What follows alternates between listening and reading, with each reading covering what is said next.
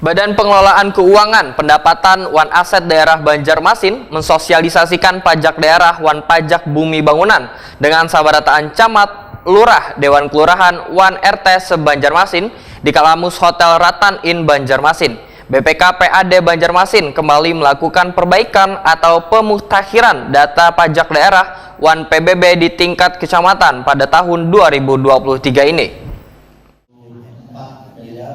Badan Pengelolaan Keuangan Pendapatan Wan Aset Daerah BPKPAD Banjarmasin mensosialisasikan pajak daerah Wan Pajak Bumi Bangunan dengan sabarataan camat, lurah, dewan kelurahan Wan RT se-Banjarmasin di Kalamus Hotel Ratan Inn Jalan Ayani, PA 5,5 Banjarmasin jelang tengah hari Rabu 25 Januari 2023. Kepala BPKPAD Banjarmasin Edi Wibowo Takuni Prima TV memedahkan BPKPAD Banjarmasin kembali melakukan perbaikan atau pemutakhiran data pajak daerah Wan PBB di tingkat kecamatan pada tahun 2023 ini.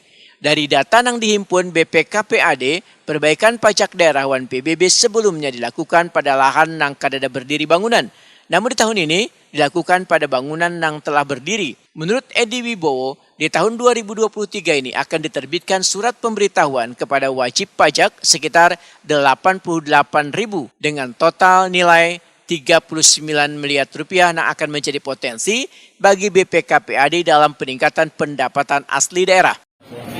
Sosialisasi PBB ini adalah kita melakukan perbaikan data sementara karena kami melihat data di lapangan yang sebelumnya sama yang ada ini kan masih sinkron.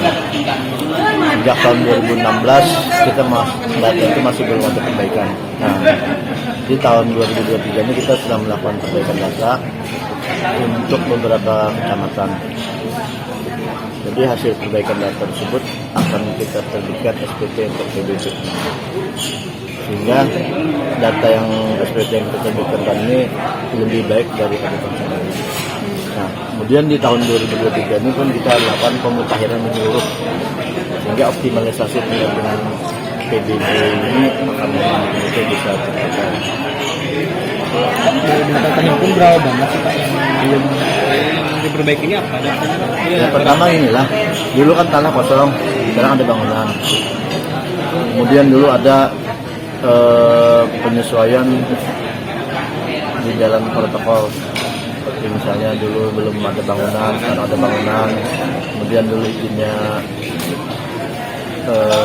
gedung biasa, sekarang jadi gedung bertingkat. Nah itu kan data-data masih belum diketahui.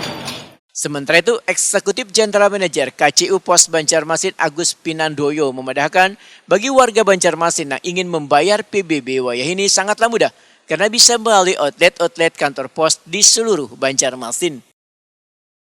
Optimal penyerapan PBB di Kota Banjarmasin ini.